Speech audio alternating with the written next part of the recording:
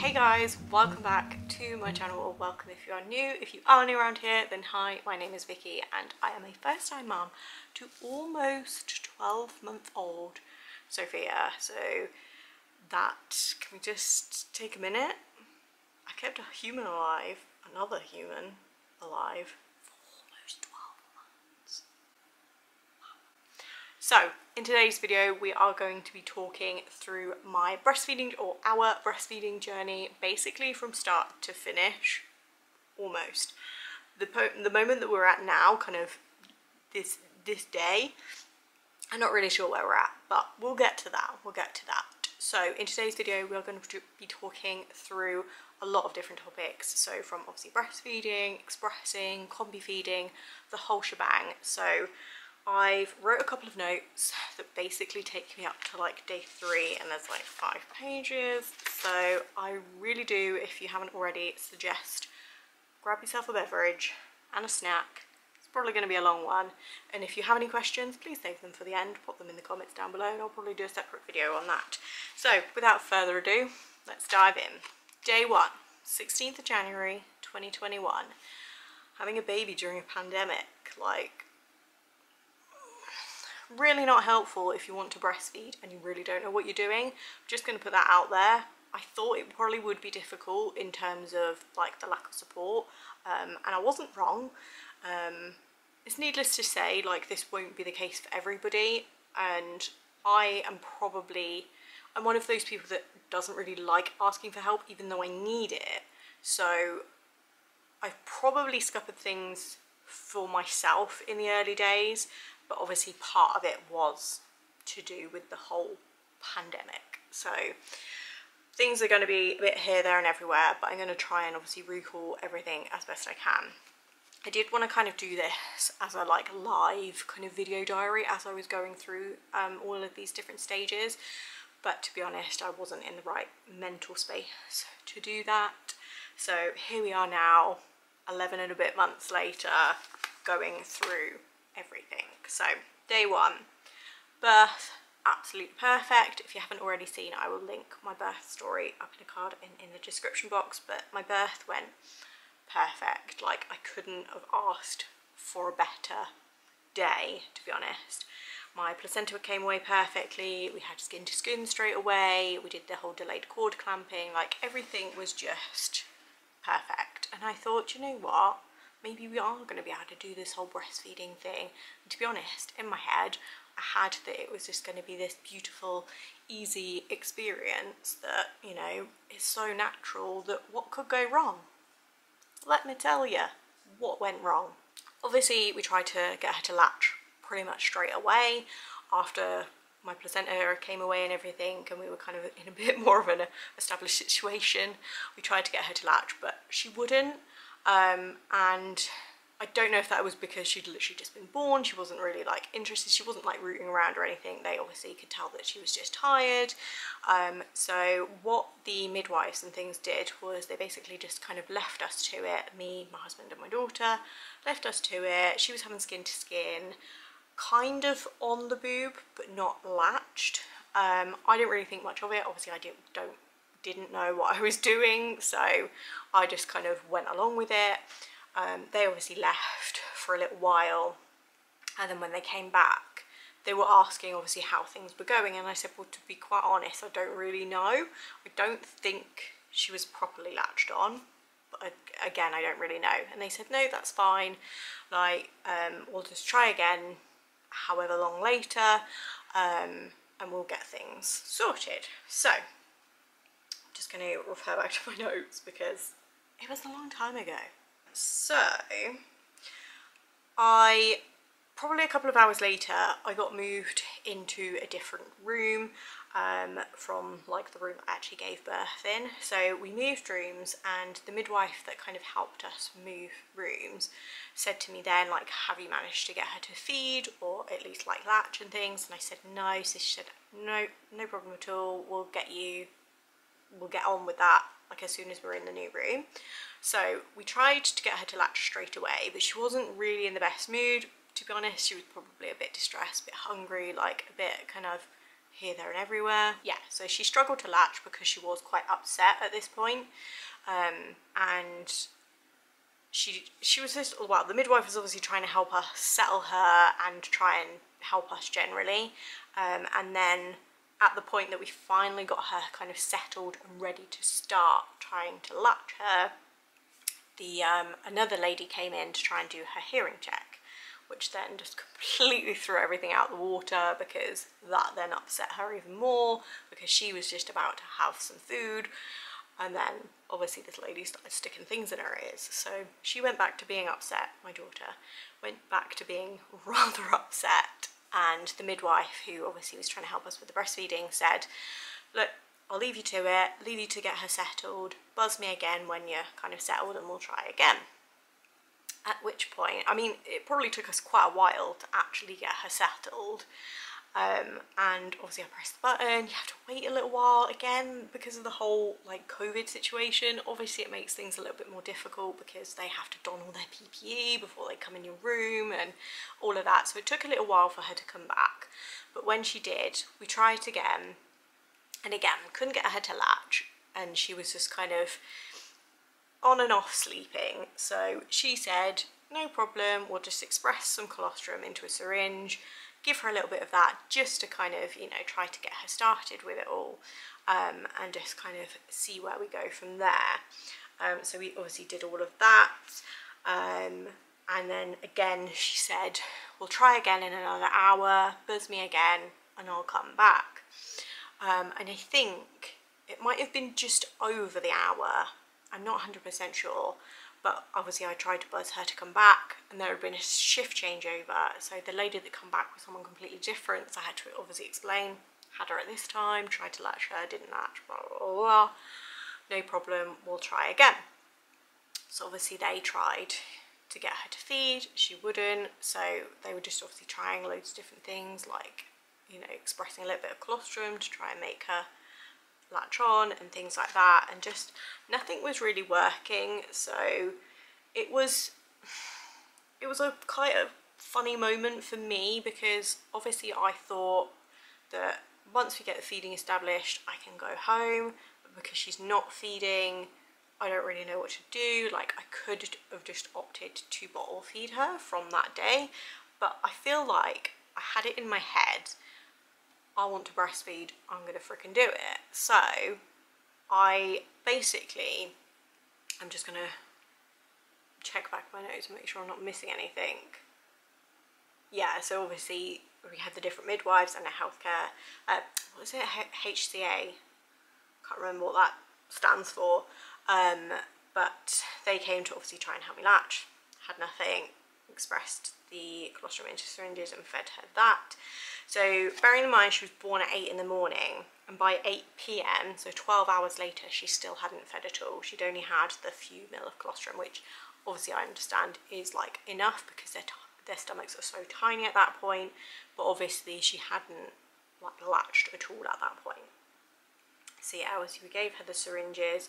I asked if I could go home, and they did agree. This was over me speaking to multiple different midwives kind of coming in and out, obviously because of shift changes and other ones being otherwise occupied, because I was still kind of on the, I didn't give birth on the labour ward, I had her in the midwifery led unit, so within the unit obviously they were here, there and everywhere, so it was like a different midwife every time. I had to kind of explain what was going on and things. So by the time I ended up speaking to one of them like 3 times, explaining everything and just kind of saying, look, I really want to go home, really don't feel comfortable here, I feel physically fine, like I can go. Obviously I'm more than happy if she doesn't latch to just express colostrum and give it to her in syringes until I obviously see the midwife the next day. So eventually they agreed to that and agreed that I could go home, which was about 9 PM, so about 13 hours after I'd had her, they agreed that I could have gone home. And I mean, in hindsight now, like even in hindsight a few days later, I probably should have stayed at least that first night, just to have tried again, tried to get things established, tried to get a little bit more help. and things. But I feel like, especially if you suffer with like anxiety and things, you'll probably understand that, like, that feeling of just, I want to get out of here, like, I'm not comfortable, I feel like I'm just gonna have a panic attack if I stay here any longer, can I just go home? I even said, like, if worst come to the worst, I got some pre-made formula with like the teats that you screw on, like, at home, she won't starve, it'll be fine. So obviously I did all of that. I went home, I went to the community midwives on day 1 to have her like NIPE check. She again tried to get her to latch after I'd explained the whole scenario of the previous 24 hours. She tried to get her to latch again, and she was like, no, she's not doing it. Maybe she's just a bit lazy. This was the occurring comment for those first few days. Oh, she's just lazy. Which probably partially was the case. So she basically booked me in with like a breastfeeding midwife the next day, or I think someone who's just a little bit more clued up with the breastfeeding side of things. She booked me in with her the next day, so when Soph was obviously like 2 days old. So bearing in mind, at the point that I saw the midwife on day 1, apologies for the lighting by the way, it was about 28 hours after I'd given birth. She still hadn't latched at all. I'd only obviously given her colostrum in the syringes. So at day 2, went to see obviously this other midwife. We tried again, nothing, just the comments of lazy. At this point my milk had actually come in, so it came in on around day 2, and she said that Soph was probably struggling to latch just because obviously I was engorged, and she's struggling to actually get on there. And I said, to be honest, I don't even think that's the case. She's just not interested. She's not opening her mouth. She's not doing all the kind of typical feeding cues, as it were, and things like that. So she basically said to try and hand express a little bit off first, just to kind of make things a little bit easier for her, and see if, you know, she would latch. Again, she didn't, but had hand expressed into like a kind of single-use bottle. So I fed her straight from that, and she took it no problem at all. So what they then done after that, because obviously they were not concerned, but they were a little bit worried that we wanted to breastfeed, but because it had been, obviously this was day 2 now, and I still hadn't managed to get her to latch, they were, again, like I say, they weren't worried, but they wanted to kind of encourage us a little bit. But the only way that they could think to do that without her latching was to loan me a pump. So they did that. They advised me to obviously pump every 2 to 3 hours when she fed, and just bottle feed her, which was fine because we already had some bottles anyway as like a precaution. I'd bought some. So we did that and booked in again to see her the following day. So yeah, day 3, obviously I'd had a conversation, I think it was like the night before or that morning, with my sister, and she asked about the possibility of her being tongue-tied. And to be honest, I don't really know a huge amount about tongue ties, but she'd obviously had experience with her children, so she said that could be a possibility as to why, like, she's not latching and things. So I said, okay, fine, I'll mention it to the midwife when I see her this morning and see what they say. They pretty much instantly shot me down. I think partially as a first-time mum, partially as a COVID thing, because obviously wait lists for things are just like so long, and partially, like, I don't know, I think that obviously they're not qualified to diagnose tongue ties and things like that, but they kind of were instantly like, no, that can't be the case, when I was kind of like, you haven't even really assessed the situation in her mouth. Please, can you not just say no? So basically what I'd actually done, sorry, this video is going to be literally here, there, everywhere. What I'd done was, there was obviously the midwife that I was booked in to see, the one who like specialises in breastfeeding, and then I had a student midwife in there as well. So the older breastfeeding midwife, I don't really know, let's call her Jane, I can't remember her name, Jane went off to do something out of the room. I can't remember what it was. I think she went to go get, no, because I got the pump the day before. Can't remember. Either way, she left the room to go and get something. I think it was nipple shields actually. So she went off to get those, and I said it to the student midwife. I said, look, is there any possibility she could be tongue-tied? And she was a bit like, oh, I don't really know. I'll ask Jane when she comes back. She instantly said when she came back in, she said, oh, Mum thinks baby might be tongue-tied. What do we think? And she basically was the one that instantly was like, no, like we're not qualified to obviously diagnose things like that anyway. Generally they don't before day 7 or something like that, because it can sort itself out or something. So I just took that as, oh, okay, fine, it's not a possibility, we'll carry on pumping and feeding, blah blah blah, which, you know, is all well and good in those first few weeks when I had my husband home, but there was no way that it would have been sustainable for us, at least, when he was back to work. So that's why I was kind of putting this pressure on those first 2 weeks to try and get her to breastfeed. So, like I say, I'm pretty sure she went off to get some nipple shields to try, because obviously we'd figured out that she was fine taking a bottle at this point. Let's try them. Tried them, still not interested at all, which made me kind of think even more, could it be a tongue tie? Although obviously I know it's very similar to a bottle teat, it's still not quite the same. So basically, I think I booked in again to see her. I can't remember what it was. I think it was the day 5 check. Yeah, five days post-birth, they obviously do the check to weigh them and things like that. So I think when I had that one, I said again, like, she's still not latching, we're still just bottle feeding. Obviously I'm trying to breastfeed her, obviously doing all the skin to skin all the time, doing everything like I can possibly do. It's still not working.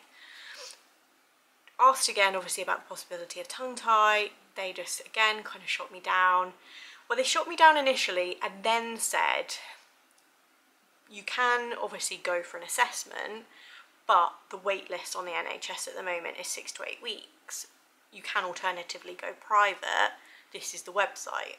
And I thought, well, hang on a minute. You've gone from like one thing to like the complete opposite. You've completely like changed your tune. You've basically told me that it probably could be a possibility, but you're going to be waiting a long time. Probably best to go and pay for it. So I thought, do you know what? Screw this, going off my own back, going on the website that you've told me to do. I'm just going to book in an assessment, screw it. Like, it does unfortunately seem to be the case that you have to kind of pay to get anywhere with a lot of these things. So I did that. I booked in to have her tongue tie assessment when she was 11 days old. I think that's like the soonest I could like book in for.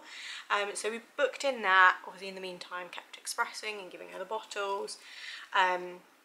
Went in, she instantly, as soon as she'd done the assessment, she was like, yeah, like 90% tongue tie, like really, like I can't remember the terminology she used, but it was like quite a high level thing. It was like really obvious. She knew from even before doing the assessment that that was the case. Obviously she divided it. She asked if we wanted to, and I was like, hell freaking yes, like just do it. I mean, we're here now, we're paying the money to have it assessed, you might as well just snip it, we'll pay you some more, kind of thing. So did that, tried to latch her again straight away as you're kind of advised to do.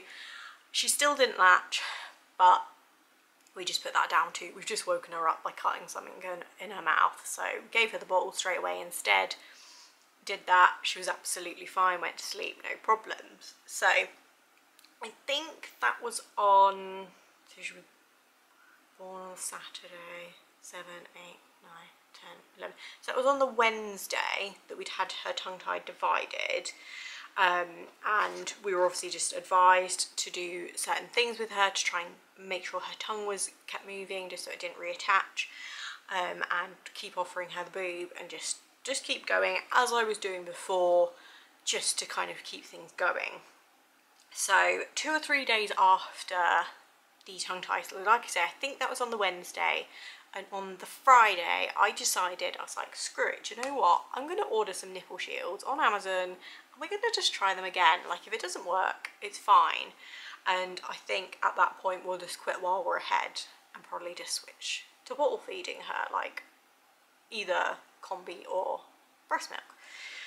So at that point, obviously I got the nipple shields on the Saturday morning, instantly washed and sterilised them. I was like, right, let's just do this. Let's do this. Like, you know, not waiting for her to be hungry. Let's just try and get her latched.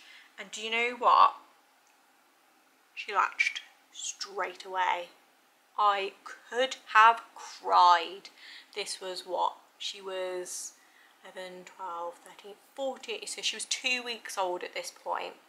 And this was the first time she'd actually latched. And yeah, it was a rather emotional moment, I have to say, after just, like, those first 2 weeks, they were just, like, absolutely mental. Like, in just obviously becoming a first-time mum, doing everything during a pandemic, not having any kind of hands-on support in terms of friends and family, like, healthcare professionals, like, nothing. It was just, you just felt like you were just kind of left to your own devices, almost. And then to be, like, so determined to do something and not being able to do it on top of that, it was just, like, mental. But anyway, she latched straight away and life felt good again, until I was having to wash nipple shields like 50 million times a day. That then became a bit of a ball ache. So that is basically where my notes end, because this really hurt my hand writing that. And yeah, so we basically cracked on with nipple shields for, it was a couple of months. I want to say it was around March time that we managed to eventually get her off them. Not through lack of trying, literally almost every feed. Like, for the first few weeks, I let her crack on with them because it was just easier. But for after then, at every feed, I tried to just offer her just the breast without the nipple shields on, and just kind of see how she'd get on. And she just kind of refused. It was really hard, like mentally draining for both me and my husband, because he was just sat there watching like, there's nothing I can do, I can't help, like, you know, I just want you guys to be happy, I want her to feed, like, just, you're in this space of like, I just don't know what to do, like, I don't know what to do for the best. So obviously we persevered, and eventually it was just like a fluke time that I'd obviously attempted not to put the nipple shield on, and she latched for like 2 minutes and then like refused, wanted it back on to continue the feed, and then like a couple of days later she'd do it again, but for longer. So yeah, it took a couple of months to eventually wean her off them. But, and I know they are a controversial thing, but they honestly saved it for us. Like, I know some people that use nipple shields just through the whole breastfeeding journey, and that is totally okay. Like, if it works for you, crack on. Screw what other people think.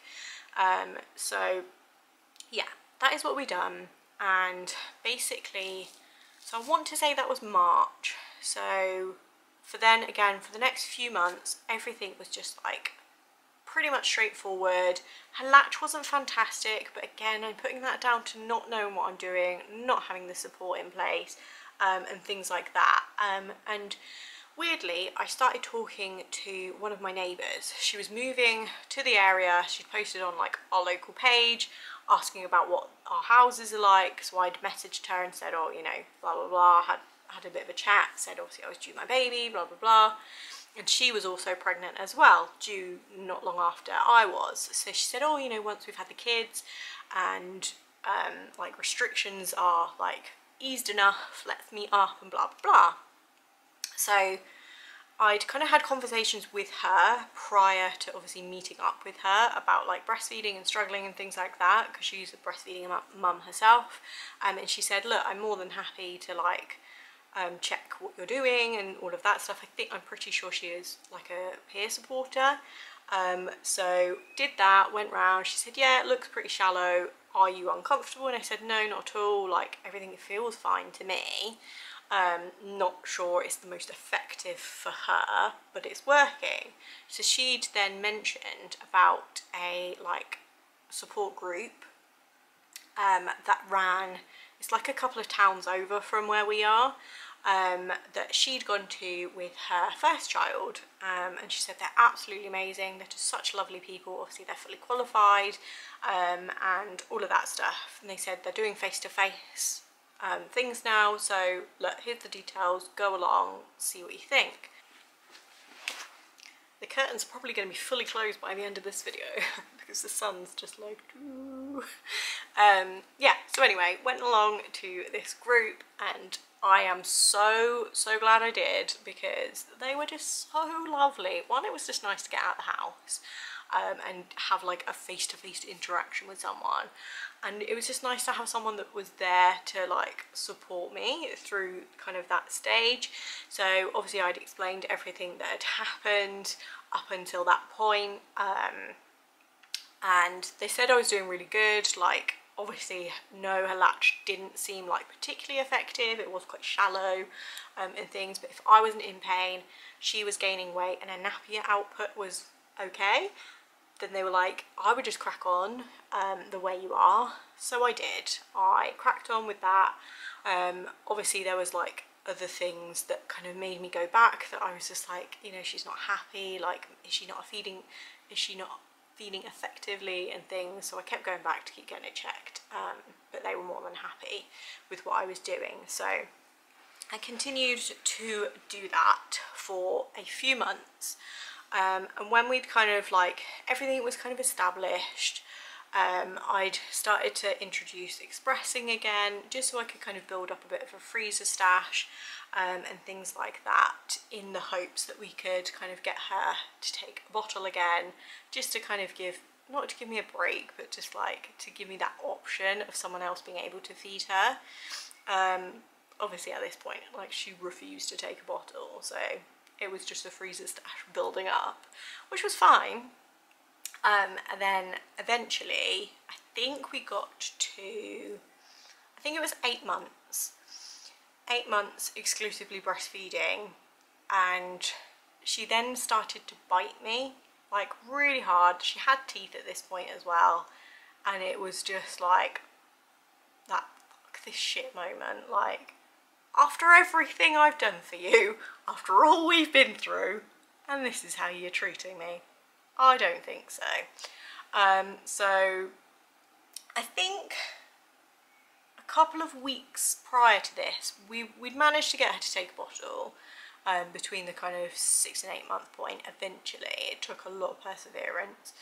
We eventually got her to take a bottle, so what I was doing to kind of keep her up with doing that was kind of introducing combi feeding at that point. So I was introducing 1 bottle a day in the morning, everything else was breastfeeding.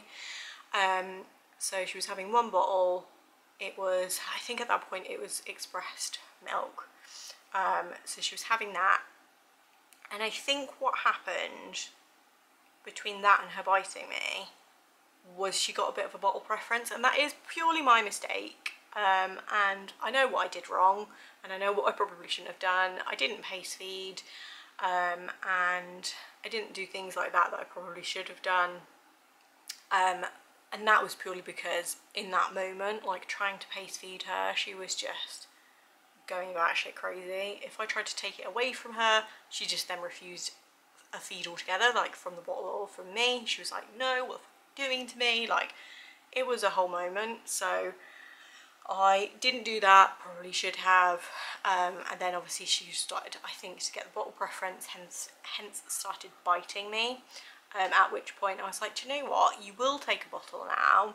You're obviously at the stage that you're weaning, so like in terms of having solids, let's just switch to kind of combi feeding. For now, I'll keep breastfeeding you predominantly at night, or bottle feed you during the day around your solid food, and things like that. So that's basically what we have been doing from around 8, well, maybe closer to 9 months. We did that up until more or less now. So I'd say in the last month and a half, I've been still expressing pretty much every day, just more or less to keep my supply up, because she has switched to just bottles like during the day, and she's pretty good. Obviously I know, touch wood, I am extremely lucky that she for the most part does sleep through the night, or if she does wake up she doesn't like need me, and she doesn't need a feed, so that's obviously where I start to worry about my supply.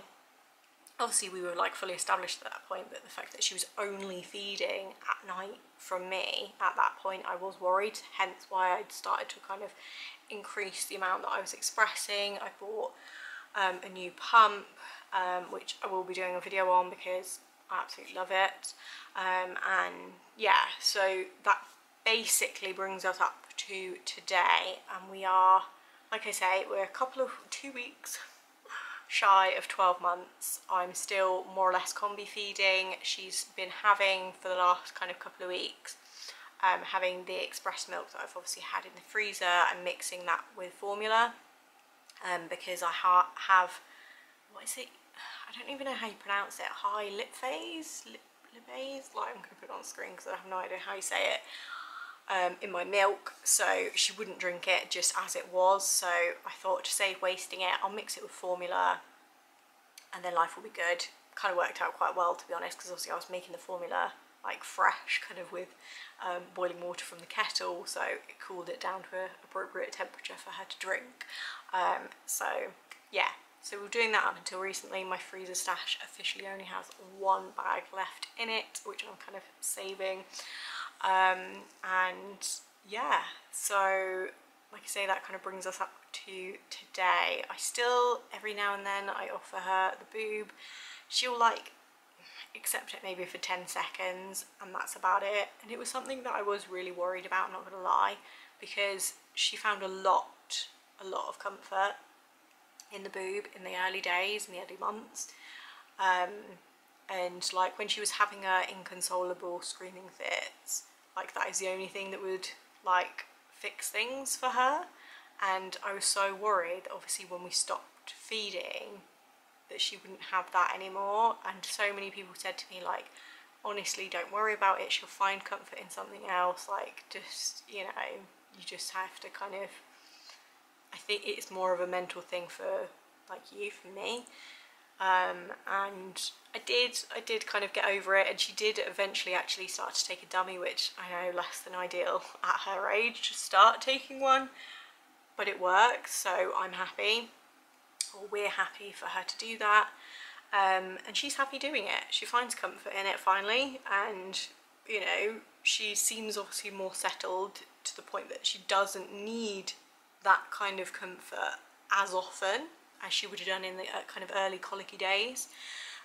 So yeah, like I say, we're kind of 11.5 months now. I'm still expressing once or twice a day. I'm not getting very much. It probably takes me a good maybe 4 or 5 days to get like 1.5 ounces to top up like 1 bottle. So I am getting to the point now where I'm like, you know, she's so close to 12 months, she does take bottles. She's going to be on cow's milk soon. I'm probably going to just stop expressing, stop not wasting my time, but like to stop adding the extra pressure on to myself that I don't really need to do. If I was expressing and getting a decent amount and I could, you know, supplement at least like 1 bottle a day of breast milk, cool, yeah, I would, I'd carry on.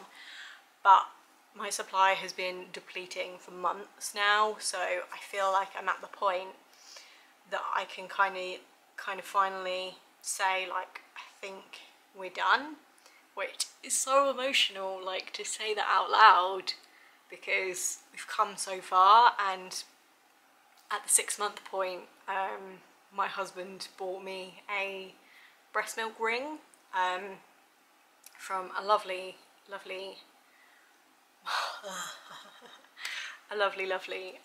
small business called Mother's Love. I'll leave their details linked down below.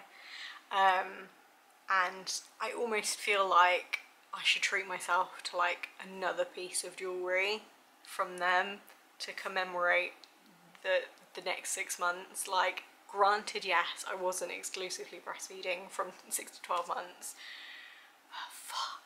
like it's been a lot, and I've still managed to express, still managed to kind of slip a bit in there, here and there, you know, try to get her some good stuff, especially like when I've had a cold or when we've been unwell and things like that. I felt like, you know, I really want her to have the antibodies and things, so I feel like I might do that to commemorate like this whole year, because it's been a struggle to say the least.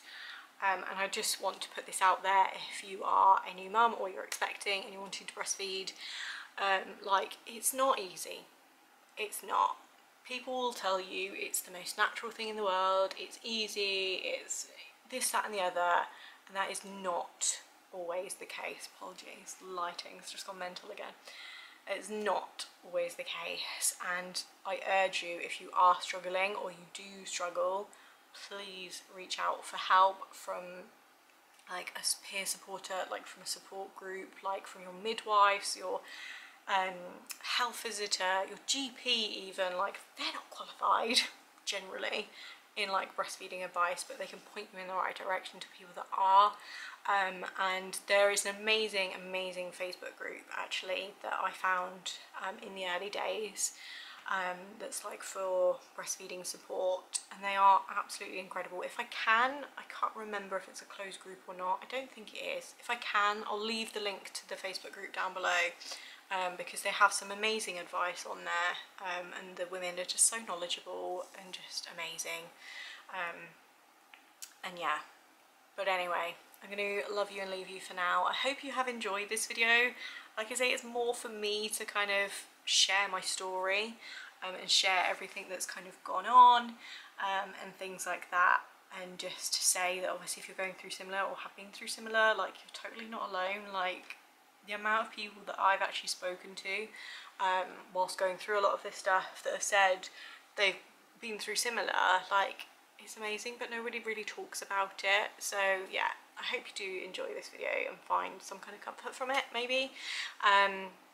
Like I said earlier on, if you have any questions, please do pop them in the comments down below, and I will try and either do a whole separate video, like a breastfeeding Q&A, or I'll just answer them if there's only a couple. But yeah, I hope you're all having an amazing day. Give this video a thumbs up if you enjoyed it, subscribe if you haven't already, and I will see you all in my next video. Bye guys.